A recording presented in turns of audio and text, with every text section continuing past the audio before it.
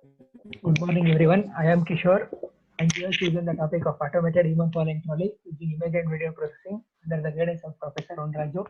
And I have my teammates here, Nikit, Hemant Raj, and Alubai Hemant Bharat Bhushan. Good morning, everyone. Good morning, everyone. Very good morning, everyone. And what we are going to cover in this seminar are the problem statement we have chosen, the solution we are proposing, and the objectives we have set, software requirement specification and algorithms we have used, and the current work status we have completed, and the pending work to be done.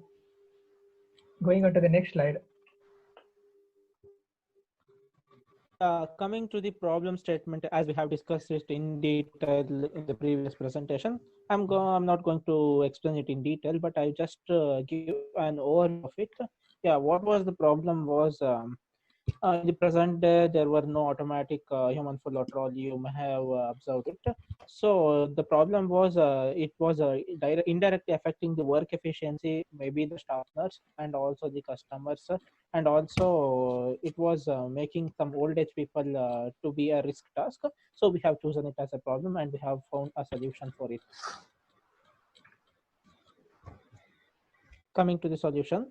Yeah, so considering the above problem statement, the solution can be proposed like this. So considering the problem of manually pushing the trolley, we can automate this by the process of image and video processing technology. So what we have done is that we have connected a camera to the trolley where the trolley records the user. So we apply the image processing algorithms, the user can be detected and recognized.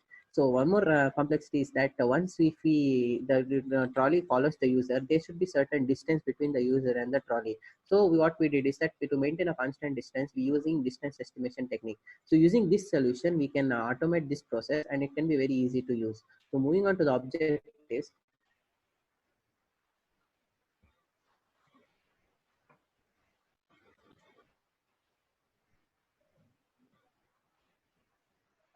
These are the four objectives we have set for our solution.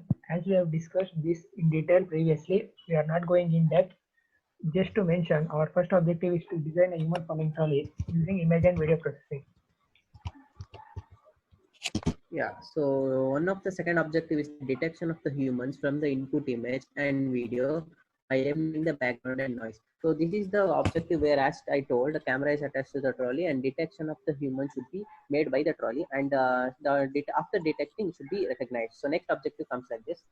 Yes, the next objective is recognition of the detected user to be followed. So after the detection process is completed, so the user need to be recognized by the system. So and this is done by applying some image and video processing algorithms, so which is explained in the further sections. So and the next objective is that the maintaining the constant distance between the user and the trolley. So yes, a constant distance should be maintained between the user and the trolley. So in order to avoid the collision between the user and the trolley, so and this is achieved by some distance estimation techniques. So which we will see in the upcoming slides. Next, software requirement specifications.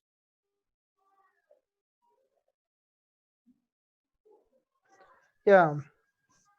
As we have got a quick overview of our project, this presentation was all about chapter 3 and chapter 4, where in chapter 3 it is system or software requirement specification.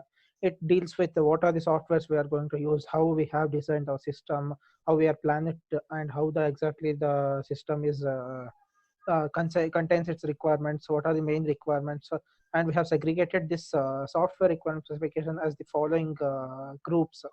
One is functional requirements, another one is non-functional requirements, and another one is software requirements and the hardware requirements, which we have used in our project.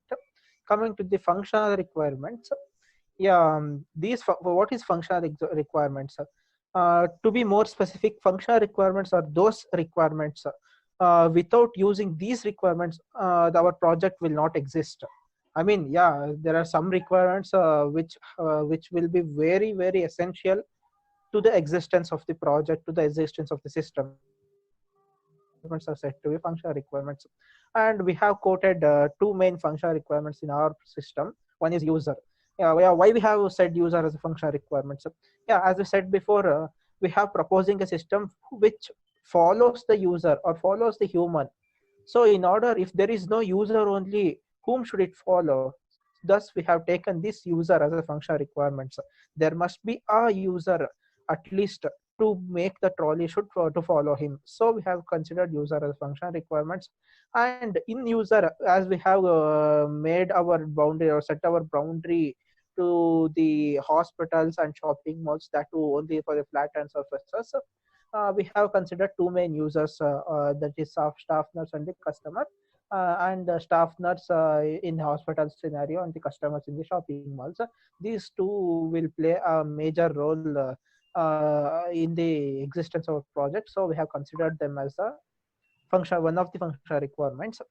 And the next functional requirements is start and end pattern. Yeah, you may have thought anytime the trolley will be working. I mean, when there is no user only, what does the trolley will do? It will be the camera will be working. All those things. Yeah, for this we have found a solution that once the trolley is while the user is using a trolley, we have to give a start pattern. We will be provided the start pattern, maybe a green circle or a green right mark. We are working on it. Likewise, stickers will be designed and fixed for the trolley, and this will be given to the customers when they're coming to the shopping mall. They have to show this pattern to the trolley. Then only the system, the entire system start to work, or the camera start to recognize and detect and record. All these things will happen.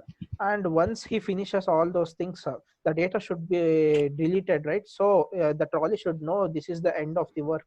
For that, we have designed another one pattern, that is end pattern, which may be a red triangle or something, which will be provided previously for the customer only.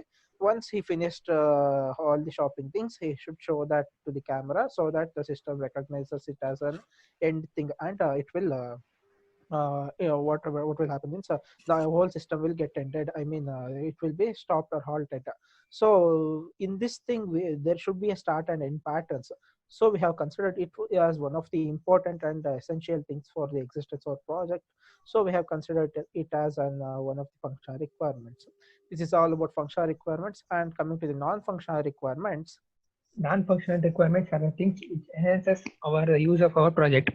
These are not important as functional requirements, but having these requirements will enhance our project very much. Coming to performance, the previous system which we are giving the solution to this problem, we are using a lot of sensors. This is not feasible because even if one sensor fails, the whole system fails. So it is not efficient performance-wise. So we are using a camera to stream a video or image and video processing, which is very efficient performance-wise. Coming to safety, we can think about an ideal system which is 100% safe, but that is not possible in the real world. Even Tesla has nearly 1% flaw in this. Even our project may have some flaws. To avoid this, we have to use much efficient algorithms or technique. We think our project is much safer compared to previous projects. Coming to security, our camera will be observing the user movements and what he buys every day. These are the personal stuff of the user. They should not be misused or leaked. To address this problem, we have to, when the stop signal is shown, the trolley has to flush out all the data about that user. In this point, we can say our project is secure. Yeah. So coming to accuracy in what happened is that comparing to existing system, various sensors were used in existing system. So what we have done is we have used a camera as told. Efficiency algorithms can be used here. So if we rather than using hardware, efficient algorithms can be used to automate that, and it will be very easy to use. So if we use much, and one more is that if you use much more better processors, then the accuracy will be also more. So this may be a major non-functional requirement. So coming to availability, if the system is costlier, then the system will not be implemented. So comparing to the existing system, as I have told, hardware probably used more. So, but if you use if you use more algorithms and efficient, and it will be implemented easily and also easy to use. So researches are going on in this phase and not yet come to the conclusion in our country. So our system is, if we implement our system in this availability, much less cost will be done, and there will be a chance of implementation. So this will be the availability care part. Yes, the next non-functional requirement is the usability. as we have seen in many systems, so which requires much of the user interactions. So like registrations and logging in patterns, etc. So by giving user ID and password and some more credentials. So, but in case of our systems, there is no need of such any of these. So, and not only the literate people can use the system, even the normal people can use it, since it's a very simpler process. So, as we all know, if the system can be easily used, so then more number of people are interested to use it much more. So thus we can say that our system is used by most of the people easily. Hence I can quote that usability is one of the non-functional requirement. So coming to the next, that is the reliability. So actually the reliable means, so any system which produces a higher accuracy and performs consistent operations. So in our case, and since image and video processing algorithms are used, our system is trained to achieve a higher accuracy and precision. So, and a consistent operation is performed by the system irrespective of the environment it is working in. So, to give out higher quality of services most of the time. Hence, I can quote that reliability is one of the another requirement. So, next is portability. So, as we know that the portability means the system is able to run in many environments here. So, as we said before, so our system is, we have set a boundary for our system with shopping malls and hospitals, and not only in these two cases, so it can be even extended to colleges, libraries, and much more to carry the respective items. So, and coming to the next is hardware and software requirements.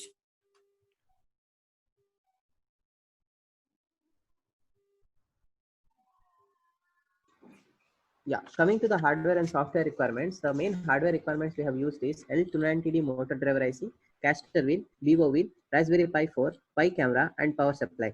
So L293D motor driver IC is used only to operate the trolley in and use it in simultaneous way. It is used actually to control the DC motors simultaneously. It requires actually 4.5 to 36 volt for motor voltage and 5 volt compatible on login pins. These logical pins are used to connect between Raspberry Pi and the L293D motor driver IC. Then next, caster wheel. Caster wheel is actually a free wheel that is used to rotate the trolley to any direction we want. And Vivo wheels are the wheels that is connected to the DC motors. Coming to Raspberry Pi 4, Raspberry Pi 4 is the important microcontroller that consists of 40 GPIO pins, 1.5 GHz quad-core 64-bit processor, 4 GB SD RAM. It consists of full throughput, gigabit, and internet, dual band, and 802.11 AC wireless networking. So it is equal to a mini computer and consists of Bluetooth 5.0. Two USB 3.0 and two USB 2.0 ports are also available. So to provide HDMI supports, it also provides two HDMI ports for that.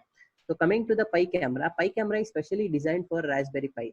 So it is why we are using Pi camera in our project is that as implemented, as told, it is we are using a camera that is a Pi camera that is designed specifically for Raspberry Pi. So coming to the power supply is used to give the power to the Raspberry Pi and the DC motors. So Raspberry Pi uses actually 3.3 volts of power and the DC motor 9 volts of power. So coming to the software requirements, the main operating system we have used is Raspbian. So Raspbian is the main operating system that is specially designed for Raspberry Pis. So why we are using Raspbian operating system is that it is usually very easy to use and all the required things can be done using that OS. So if we implement that to a Raspberry Pi 4, it will be very sufficient and user friendly to be using. The coding language we have used is Python. So using this Python language, we can do all the image processing algorithms. So next coming IDE we have used here is GNU Octave. So GNU Octave is an IDE that supports Python 3 also. So it is equivalent to MATLAB software. So what is the main advantage is that GNU Octave is actually a software that is used to support both Linux, Windows, and Mac users. So whereas MATLABs are the software that is used only for Windows and Mac. So these are the some of the hardware requirements and software requirements.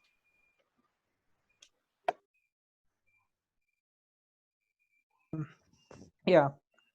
I think we have finished with chapter 3 now. Coming or moving on to the chapter 4, it is all about design details, how we have designed our system, what are the things, how exactly the system will flow, or what is the flow diagram, or what is the data flow diagram, all those things regarding with with respect to our system will be discussed.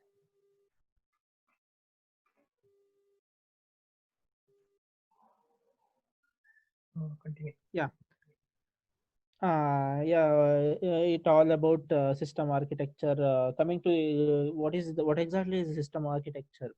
System architecture is nothing but how exactly our system is designed.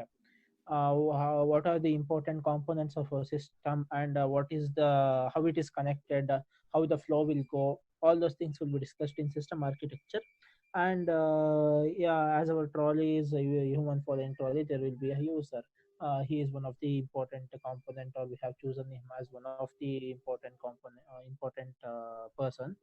And next comes the camera. The camera is placed in the trolley, which camera will record the human or the user who is standing in front of it. And camera is connected to the detection algorithm in Raspberry Pi. And once the detection of the human or the user in front of the trolley is recorded or detected, it will be further sent to the recognition algorithm, or the flow moves to the recognition algorithm, which is presented in the Raspberry Pi. And when this recognition algorithm is done, when the user is recognized as if the user is recognized user, then the trolley should follow him, right? So the flow moves on to the L293D motor driver IC. And once the flow or the control or the instructions goes to the L293DA motor driver IC, it will ask the DC motor to start or to rotate, which is indirectly connected to the wheel. Which what I meant is the wheel will start to rotate. I mean the wheel, the trolley is following the user right now. This is what the flow of our system, or the flow diagram of our system, and this is the system architecture. We have generalized system view and subsystem level. In generalized system, the user's data from the camera is given to the image processing algorithms. If all the conditions are met, the trolley will follow the user. Now we will go into the subsystem level. Here we are slightly elaborating the image processing algorithms. The user's data in front of the video is streamed from the camera to the detection algorithm. This algorithm identifies and extracts some features of the people in the video, from which the data is valid user is identified. This is detected user's data. This data is sent to the recognition algorithm to recognize whether he is the valid user or not. If he is the valid user, the trolley has to follow him.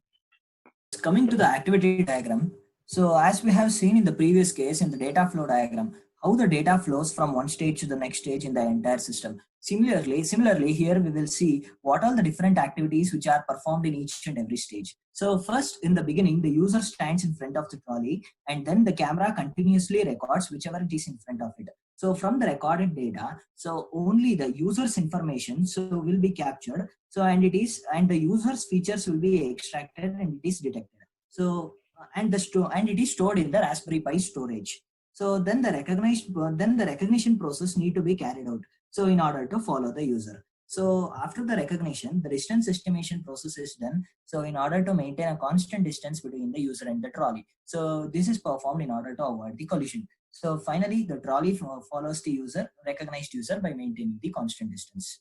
So moving on to the next is the sequence diagram. We have just gone through the activity diagram. What exactly is the sequence diagram? I mean, it is next part of the design details. Yeah, sequence diagram is nothing but in the activity diagram, you have seen what are the activities you are going to perform, or the system going to perform at each instance. Now the sequence is nothing but how exactly the sequence of the flow of our model goes. What happens after the current stage, what happens next. I mean, once the recognition happens, what happens next. Once the detection happens, what happens next. All these sequences explained in detail in the sequence diagram.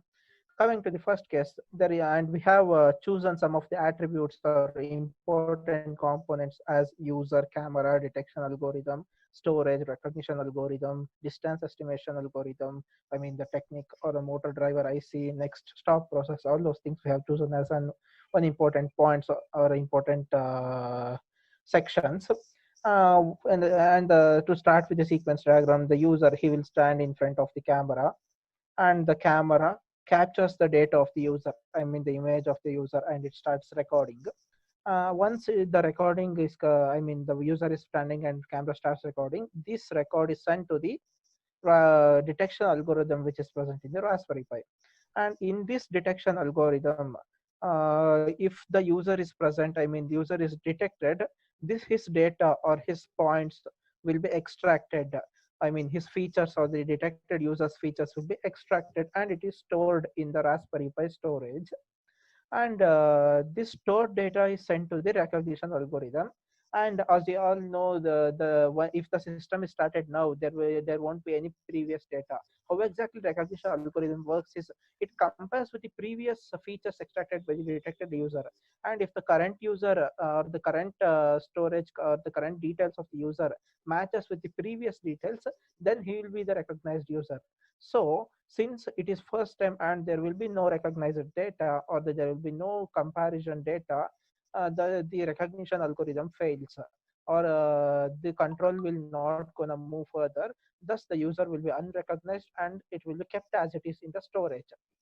And in the second state, all the same thing happens. The user is standing in front of the trolley and he is detected previously, and the camera is recording and detection is happened and it's sent to the storage, and it's sent to the recognition algorithm further. In this stage there is a data to compare. I mean, in the storage there is a data which should be compared. I mean, it is nothing but the feature of the detected user. The both feature of the detected user and the user standing in front of the camera, both will be matched at this instance, just to specify that he is a recognized user. Once he is a recognized user, next the flow goes to the distance estimation. There should be, to maintain a constant distance, we are using this technique. And here the recognized user's data will be moved to the next stage, that is distance estimation. The distance will be estimated from the camera to the user, or the recognized user present in front of the trolley. Now, based on this technique, the flow moves on further to the motor driver IC, and this driver IC controls both the movement of both the wheels. Once this data is once the movement of the wheels is controlled, and the user finishes all over his shopping and they have to end the process. At this time, we have set a protocol. We have found a solution that we will be giving with the user with a sticker with a red mark or some red triangle, etc. Once he shows that to the camera, again the camera will recognize it is a stop process, and the user's data should be deleted. I mean, if the user's data is stored in the trolley itself, it may have a conflict with the next user, so it should be deleted. So once the stop process is called, the motor is going to stop, and the user's data which is stored in the storage will be deleted. This is how exactly our system is going to work, and this is the sequence of various events which is happening in the system. And this is all about design details. Yeah, so the algorithms used here is detection of human. So first algorithm we used to use here is background subtraction algorithm. Here, why we are using background subtraction algorithm is that the trolley should detect the human from the input it has taken from the camera. So seeing here, eliminating background from the input image. So what we have done is that we are giving an input as an image to the processor, and pre-processing is done. After the pre-processing is done, foreground is also detected. So after the detection of the foreground, it does that it separates the foreground and the background, and only the human is detected. So you can see the output here as shown. A foreground mask is given, only a human is shown as the input and detected by the processor. So this is the main algorithm we are used is background subtraction. So coming to the next algorithm. Yes, the next algorithm is for recognition. So after the detection process is completed, so the image of the detected user is stored in the Raspberry Pi's memory as said before. So here we are using the scale invariant feature transform SIFT algorithm for recognition of the user. So this algorithm works like this. The external endpoints of the detected user is extracted and is matched with the stored user's endpoints. So if both these matches, then the system recognizes that he is the detected user. So and after that the circuit gets completed and the further processing is done. So this is all about the recognition algorithm. Next, we need to maintain the constant distance. For that, so we will use, in order to avoid collision between the user and the trolley has to maintain some constant distance. For this, we have to calculate the distance between user and trolley. So we are using Euclidean distance estimation technique. This is not an exact algorithm, but it's an efficient technique to calculate distance. The standard formula is given here, as you can see in the slide. Now we can consider the position of the user as x1, y1 and position of the trolley to be x2 and y2. When we substitute this to the standard formula, we will get the distance between user and the trolley. Going on to next slide. We have completed the chapter 4 also, and just to give what exactly the work is done, I mean the current work status, we have designed a trolley. Yeah, you may think designing how can you consider designing an important work? I mean, you are mentioning the designing trolley. What does it signify? You may think so, but the thing is, the designing phase is one of the most crucial phase in the making of a system or a project. Why? Because if a single camera, where to place the camera, where exactly what exactly should be the angle of the camera, and what is the size of the wheels, what is the size of the trolley, how much weight should carry, all those things matters a lot while you are designing a project. So we have considered this designing as one of the important tasks, and we have put our maximum effort to make this as an efficient design for the trolley. And what is the design principles, or what exactly the design criteria for trolley, or what are the specifications for the design is?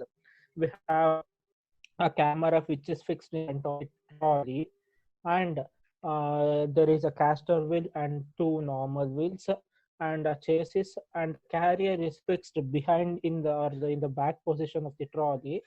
And we have a Raspberry Pi which is fixed there itself, and we have designed the trolley as it.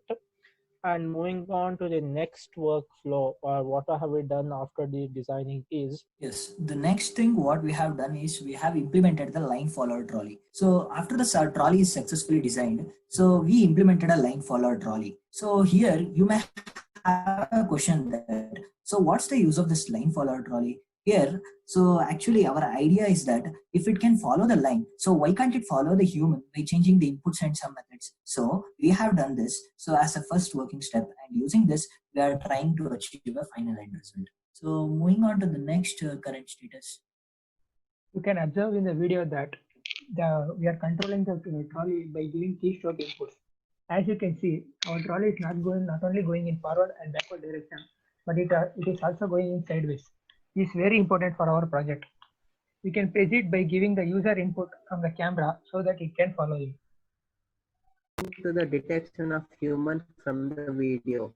So in this phase, we have designed the code and trying on GNU Octave software, as I told. And now the main part remaining is that live video detection has to be done. So due to this phase, due to this camera is not recognized by the Raspberry Pi. So this is the main problem of the hardware we are facing right now.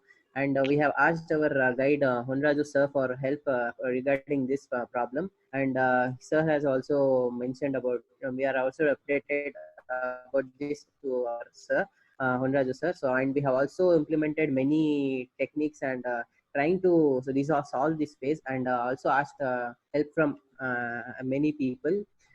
So referred various sources and still googling about it. So we are trying our best to finish the this phase, and all the objectives remaining. we just explained you our current work status and our problem regarding the hardware things. So, yeah, due to this bad time and the corona things, we couldn't make it as of we have planned earlier. We should have completed the project. At least the recognition and detection and should be done, but due to this corona effect, we couldn't complete it as we have planned it earlier. And this is what our current work status. We have a code, or we have prepared a code for detection too, but we cannot implement it to the hardware part since it is an embedded system. So we are waiting and we are searching for the other solution. What is the pending work to do in the further for future, or in the further situations after once the lockdown is over is, as we have said, the detection part is almost complete. We have to move on for the recognition part to recognize the detected user. I mean, the trolley should recognize the detected user. This is the person whom I should follow, and the trolley should follow. And this part is still have to be done. And control the movements of the trolley based on user movements. As we have done the movement of the trolley, we have controlled the movement of the trolley by giving keystroke movements or keystroke as an input. Next, we have to give the put as the user input, which is the nothing but the recognized user input. Once the recognition happens, the user input could be taken to the trolley, and the trolley should follow that human. And the last thing is, as we said, one of our objective is to maintain the constant distance between the user and the trolley. And we have researching on various algorithms and techniques, and we have found Euclidean distance is one of the efficient technique, and um, we have thought of implementing this in our project. This has to be done once the recognized user and the control of the movement of the trolley is controlled by the user movement. We have to maintain the constant distance by implementing those techniques, and this is what these are the things which is pending, and we have to do it. Once the lockdown is over, I think we will put our maximum efforts so that we could complete it as soon as possible. And this is all about our presentation today. Yes, this is all we have presented before you. So we have given our maximum efforts to do this. As you all know, due to this lockdown and unfortunate reasons, we couldn't complete few of the works as we have scheduled. So there are some works which is really pending, and we also not implemented some of the things as we have thought. So, but still under the guidance of our Honraju sir, so we have Googled it and got some ideas. So which we have learned this much we have implemented and presented before you.